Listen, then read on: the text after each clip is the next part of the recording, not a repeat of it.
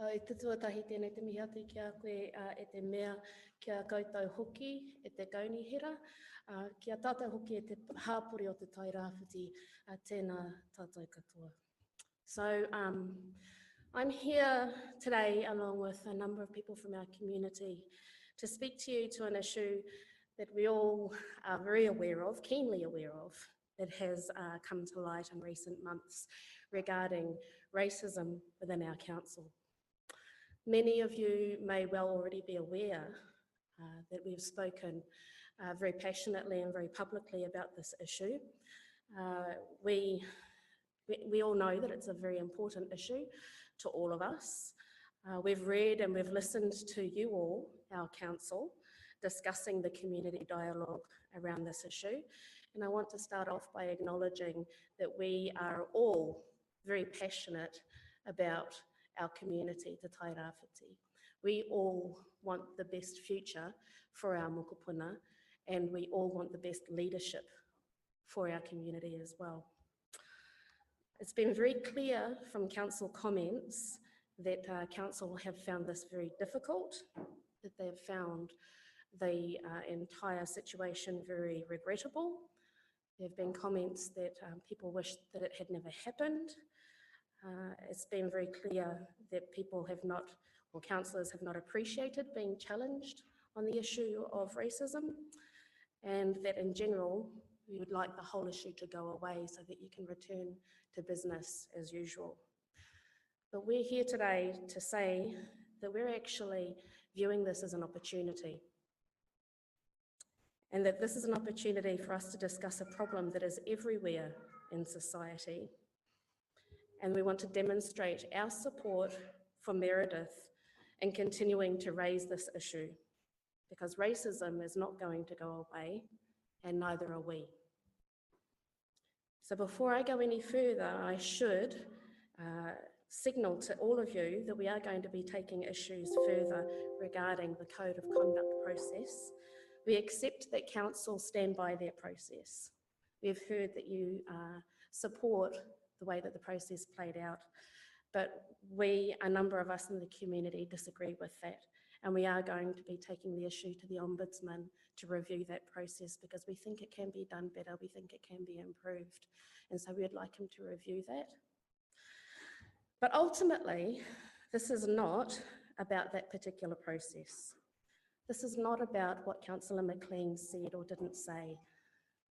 This is about an opportunity for us as a community to seize a problem that exists everywhere and face it within our own community and within our own context.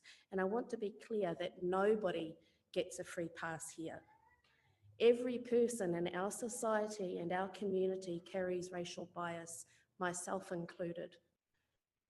And we all have a responsibility to address that and understand how it plays out in our decision making, because it's real, because it's in our community, and because it has dire consequences for us.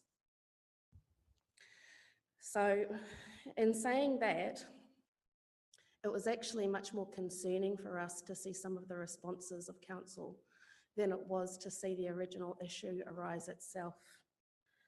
We've listened to some of these councillors say, "I'm not racist. You can't teach me about racism. When is this going to be over?" And it's those kinds of responses that indicate to us, the community who experience racism, that actually our council need to look a lot deeper into this issue. So particularly for Pākehā, but often for non-Pākehā as well, unless you are a sociologist who has spent your entire life studying the issue of racism and racial bias, it is highly likely that you are not fully aware of how racism permeates our society, saturates our lived experience, and influences our decisions. And that's the opinion of fully trained sociologists.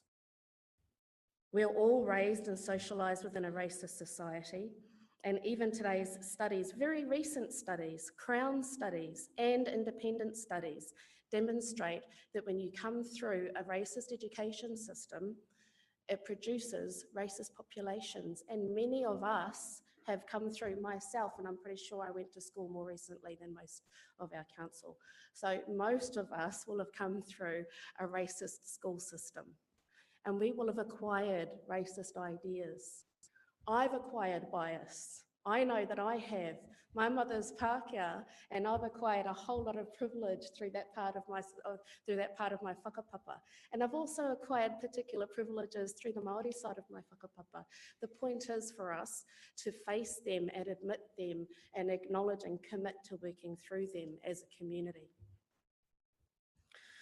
So there's a tendency, particularly for members of the dominant group in any racist system, to take these issues personally and feel as if it's a personal slight or that we're talking to personal characteristics of theirs, and that is not the case. Most of us, in fact all of us, very rarely have a choice to acquire those racial biases that are socialised into us.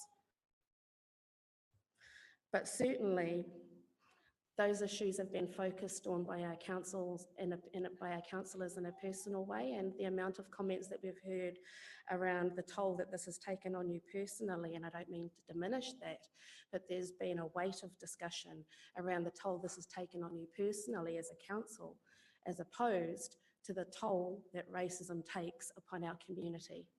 And that is what we would like to talk about. So let's talk about that toll. If you are a Māori living in Tairāwhiti, you are more likely to die before your time than anybody else in this country. If you are a Māori living in Tairāwhiti, you're more likely to die an avoidable death than anyone else in this country. If you're a Māori in Tairāwhiti, you are more likely to be poorer than any other Māori in this country. If you're a Māori in Tairāwhiti, you are more likely to be unemployed than Māori anywhere else in this country. If you're a Māori in Tairāwhiti, you are 30% less likely to own or even partially own your own home than non-Māori in your own town. And if you are a Māori in Tairāwhiti, on average, you'll be likely to earn nearly $100 less a week and $5 less an hour than Pākehā in the same job. Those are all from Statistics New Zealand, from Ngāti Porou Hauora dashboard, and from Tairāwhiti Hauora and Ministry of Education. So ask yourself, are Māori genetically inclined to live shorter lives? Is there something genetic in us that makes us want to earn less? Is there something that we are born with that makes us less likely to own a house? Well, if you think that this is genetic inclination, then the racism in that assumption is very explicit. I don't think anybody here believes that we're genetically less enabled than anybody else. So the issue is the system. And we have an obligation to address those inconsistencies for us as a community. The New Zealand system of governance, and indeed the Tairāwhiti Council and Tairāwhiti system of governance, is a system that is built out of an experience of colonisation. And it is impossible to extract racism from that experience. Those are the building blocks. These are good people. They don't have to be lectured like this. They're not racist. Thank you, Councillor.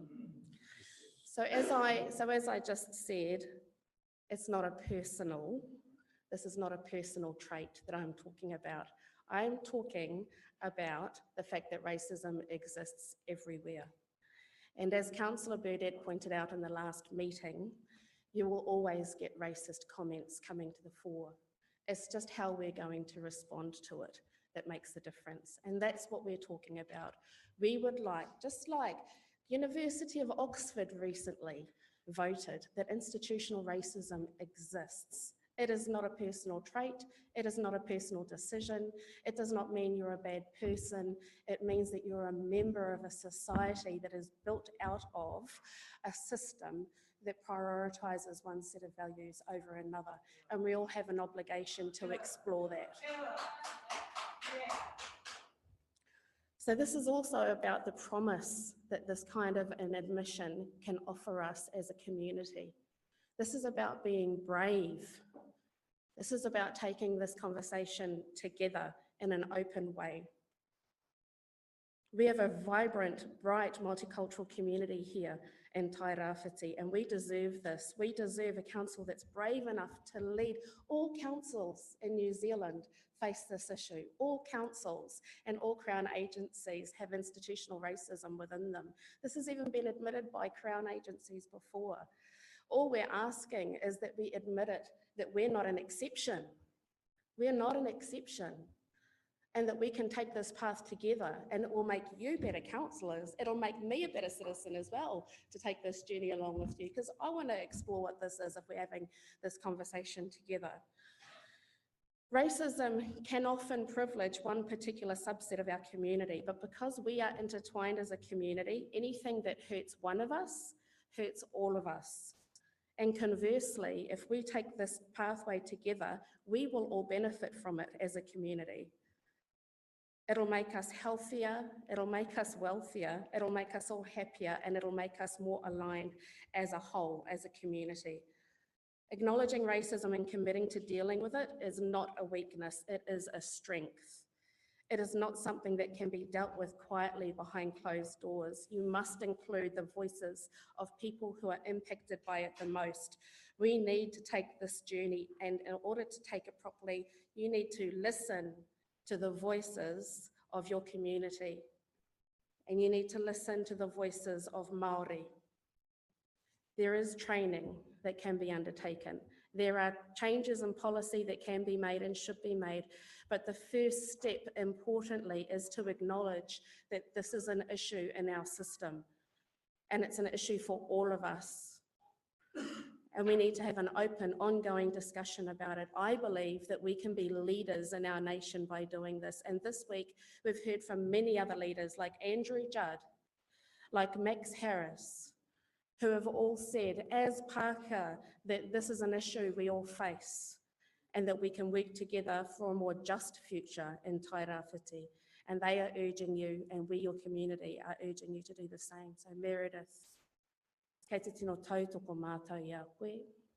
We encourage Meredith to keep asking these questions and raising these issues. O tira i runga i tēnā, tēnei te mihatu ki a koutou katoa.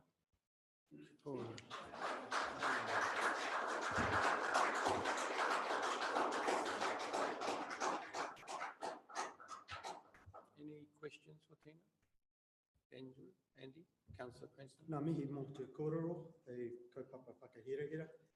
Engari, do you truly believe that all meetings, all committee meetings, and all council meetings have racism and bigotry? Because you say it's not a personal issue, but that is personal on us. If it is personal, councillor, it's something that's personal to every single person who's been through the New Zealand education system. It's something that is saturated right throughout society. So if you're asking me if there is racial bias in every single meeting, then yes, I'd have to say, and it's not just my opinion, it's the opinion of trained psychologists and sociologists, that racism is socialised right throughout our society. And we at least, I mean, I guess what I would say also is that without anybody having a clear investigation into the issue, it's impossible to say that it isn't. Thank you, Tina. Tēnā koe, thank you. Right, Richard, is it? Glenys, Richard, Sharon. Yeah.